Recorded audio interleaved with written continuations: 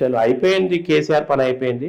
కేసీఆర్ ఇక్కడ తన కుటుంబంలో కొడుకును అమెరికాకు పంపించేసి నీ బిడ్డను మళ్ళీ అమెరికాకు పంపించేసే ఆమె బ్యూటీషియన్ దందా చేసుకుంటా ఏం చేసుకుంటా మాకు సంబంధం లేదు. తెలంగాణ ఉద్యమకారులుగా మేము చెప్తున్నాం, త్యాగాల తెలంగాణ ఉద్యమకారులుగా కూడా చెప్తున్నాం, జర్నలిస్టుగా కూడా చెప్తున్నాం. ఇక్కడ తెలంగాణ సమాజం కూడా అదే అంటుంది. నువ్వు పంపించేసే వాళ్ళు ఉండడం ద్వారా నీ చుట్టాలు, నీ కొడుకులు, పరివారం ఉండడం ద్వారా చాలా నష్టం జరిగింది. నీ సంతోష్ రావులను, ఈ కవితలను, ఈ కేటీఆర్లను ఎట్లయితే అమెరికా నుంచి ఇక్కడికి వచ్చిర్రో అట్లా పంపించేసేయి, పార్టీకి దూరం పెట్టు. ఇంకా చిత్తశుద్ధి ఉంటే నీ బిడ్డ ఎటువంటి అవినీతికి పాల్పడ్డదో ఎందుకు ఇవాళ తిహార్ జైల్లో ఉన్నది, ఎందుకు సస్పెండ్ చేయలేదు కేసీఆర్ ను నీ బీఆర్ఎస్ పార్టీ నుంచి?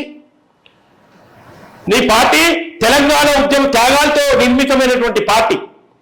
ఇవాళ తెలంగాణ ఉద్యమకారులమే మేము అడుగుతున్నాం, నువ్వు ఎందుకు నీ బిడ్డను అవినీతికి పాల్పడితే సస్పెండ్ చేయలేదు?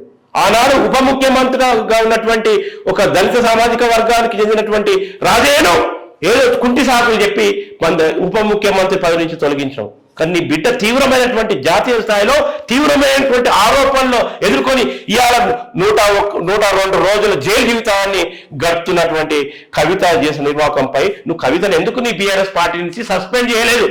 తెలంగాణ ఉద్యమకారులు అడుగుతున్నారు. ఇప్పుడు ఈ ప్రశ్నకు జవాబు చెప్పు. తెలంగాణ ఇవాళ జర్నలిస్ట్ ఉద్యమకారులు అడుగుతున్నారు ఈ ప్రశ్న, దీనికి సమాధానం ఏం చెప్తావు? అట్లా నీ కుటుంబాన్ని దూరం పెట్టి రేపు ఇవాళ కాంగ్రెస్ పార్టీ ఏ రకంగా అయితే ఇచ్చిన మాట తప్పుకుంటుందో వాటిపై తెలంగాణ సమాజంలోని ఉద్యమకారులకు ఒక నాయకత్వాన్ని, తెలంగాణ ప్రోగ్రెస్ ఆ ఇన్నారెడ్డి సార్ లాంటి వాళ్ళకు ఒక నాయకత్వం, చెరుకు సుధాకరణ లాంటి ఒక సామాజిక దృక్పథం కలిగినటువంటి వాళ్ళకు ఒక నాయకత్వం ఇచ్చి వాళ్ళ ఆధ్వర్యంలో వాళ్ళ చేతిలో పార్టీ పెట్టి బీఆర్ఎస్ పార్టీని పెట్టు. చూడు ఎట్లా నడుస్తుందో చూడిగా. ఇట్లా అనేక శక్తులు తెలంగాణ ఉద్యమకారులకు నీ బీఆర్ఎస్ పార్టీని ఇలా అర్పించి, ఎందుకంటే రేపు నీ బీఆర్ఎస్ పార్టీ మొత్తం కనుమరుగయ్యేటటువంటి పరిస్థితి ఉంది. కానీ ఆ బీఆర్ఎస్ పార్టీని, టీఆర్ఎస్ పార్టీని తెలంగాణ త్యాగాలతో నిర్మించుకున్నారు ఈ తెలంగాణ ప్రజలు. కానీ కుటుంబ స్వార్థం కోసం నువ్వు ఉపయోగించుకున్నావు. ఇప్పటికైనా నీ యొక్క బంధువు వర్గాన్ని మరిచి వాళ్ళని పక్కకు తొలగి ఎవరైతే అవినీతి ఆరోపణలు ఇరుక్కున్నారో ఆఖరికి హరీష్ రావు కూడా అవినీతి ఆరోపణలు ఎదుర్కొన్నాడు, ఏం శుద్ధపూసేం కాదు. వీళ్ళందరినీ పార్టీ నుంచి డిస్మిస్ చేసి ఒక ప్రకటన చేసి నా బీఆర్ఎస్ పార్టీ తెలంగాణ ఉద్యమకారుల, తెలంగాణ అమరవీరుల త్యాగాల ఫలితమే బీఆర్ఎస్ పార్టీ ఇప్పుడు అలియాస్ నేటి TRS party alias BRS party, వారికి నేను ఈ బీఆర్ఎస్ పార్టీని అంకితం చేస్తున్నాను, ఇక తీసుకోండి అని చెప్పేసి నువ్వు ఒక ప్రెసిడెంట్గా ఉండి దాన్ని ఒక సామాజిక శక్తుల్లో పెడితే అప్పుడు కాంగ్రెస్కు సరైనటువంటి ప్రతిపక్షంగా ఇక్కడ తెలంగాణలో ఉండి కొట్లాడేటటువంటి పరిస్థితి ఉంటుంది. కానీ ఆ త్యాగం నువ్వు చేయగలుగుతావా? బంధువు ప్రీతి, నీ కొడుకులు బిడ్డలపై ప్రేమ, వాళ్ళకి అధికారం ఇస్తే వాళ్ళ ఆస్తులు దోసుకోవడం, ఆస్తులలో నేను నూతన ప్రభుత్వం ఏర్పడ్డాక అందులో మీ అన్ని అవినీతి రంకులన్నీ బయటపడడం, ఇప్పుడు విచారణలు ఎదుర్కోవడం జరుగుతుంది. కానీ నువ్వు ఆ చట్టం నుంచి బయటపడి తెలంగాణకు ఇలా నువ్వు ఈ పార్టీని బీఆర్ఎస్ పార్టీని అంకితం చేసి ఇది ఆ ఇన్నారెడ్డి సార్, ఎందుకంటే టీఆర్ఎస్ పార్టీ వ్యవస్థాపకుడులో ప్రముఖుడు ఇన్నారెడ్డి సార్, అట్లాంటి వాళ్ళ చేతుల్లో పెట్టి చెరుకు సుధాకర్ ఆనాడే పీడీ యాక్ట్ను ఎదుర్కొన్నటువంటి గొప్ప ఉద్యమకారుడు, సామాజిక ఉద్యమకారుడు, వీళ్ళ చేతిలో పెట్టి తెలంగాణ ఉద్యమకారుల చేతుల్లో పెట్టి ఆ పార్టీని చలో మామూలు ప్రతిపక్షం ఏర్పడదు రేవంత్ రెడ్డిని ప్రశ్నించడానికి.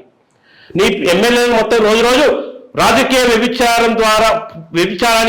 వ్యభిచారాన్ని ప్రోత్సహిస్తూ బీఆర్ఎస్ ఎమ్మెల్యేలను అక్రమంగా గుంజుకుంటున్నటువంటి రేవంత్ రెడ్డి ప్రభుత్వం రేపు ప్రతిపక్షం లేకుండా చేయాలని చూస్తుంది. రేవంత్ రెడ్డి ప్రభుత్వం నీలాగనే ఇలా ఏలుకోవాలని చూస్తుంది. నువ్వు 2018లో ప్రతిపక్ష కాంగ్రెస్ పార్టీ ఎమ్మెల్యేలను చేర్చుకొని సిఎల్పిని విలీనం చేసుకున్న ప్రక్రియను ఇలా రేవంత్ రెడ్డి అదే చేస్తున్నాడు. రేపు ప్రతిపక్షం లేకుండా చేసి మేము ఆడిందే ఆట మాది మొత్తం పటేళ్ల రాజ్యం కావాలి, పటేళ్ల రాజ్యాన్ని తూచా తప్పకుండా 100% నెరవేర్చాలి, నాపై పటేళ్లు మా సామాజిక వర్గం చాలా నమ్మకం పెట్టుకుంది, ఏ ప్రయోజనమైనా మా సామాజిక వర్గాలకు అంటే అందులో ఉన్న రెడ్డి పేదలకు కాదు సంబంధించి అంశం, మా సమాజంలో బాగా బలిసిన పటేళ్లకు మేలు జరిగే విధంగా విధానాలు రూపొందించుకొని ప్లానింగ్ చేసుకునే ఉన్నా దాన్ని అమలు చేయాలని చెప్పేసి రేవంత్ రెడ్డి ఊగిలుతున్నారు.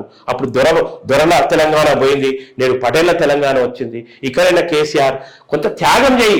నీ వాళ్ళు చాలా సంపాదించుకున్నారు, తరతరాలుగా తాము సంపాదించిన సొమ్ముని ఇవాళ తరాలు కూర్చొని తినే అంత సొమ్మును సంపాదించుకున్నారు. మీరు నీ కుటుంబ పరివారం అంతా. నువ్వు ఒక్కడు ఈ మాట అని బీఆర్ఎస్ పార్టీని తెలంగాణ జాతికి నువ్వు అంకితం చేస్తే నువ్వు నెంబర్ 1 గుండెలో దాపెట్టుకునే పరిస్థితి ఏర్పడుతుంది. అది ఒక్కటే నీకు మార్గం. ఈ పార్టీని ఉద్యమకారులు ఇలా టీఆర్ఎస్ పార్టీ ఆనాడు వ్యవస్థాపకులు ఎవరికైతే నువ్వు దగా చేశావో వాళ్ళందరూ వాళ్ళకు అప్పగిస్తే, చెరుకు సుధాకర్ లాంటి సామాజిక ఉద్యమకారులకు, తెలంగాణ ఉద్యమకాలం జైళ్ల పాలైన తెలంగాణ ఉద్యమకారులకు ఈ పార్టీని అప్పగిస్తే ఒక మంచి ప్రతిపక్షంగా ఇలా కాంగ్రెస్ పార్టీ ప్రశ్నించే పార్టీగా తెలంగాణ ప్రజలు నిలుపుకుంటారు. ఆ పని నువ్వు చేస్తావా? చెయ్యి. అట్లా చేస్తేనే నీకు ప్లేస్.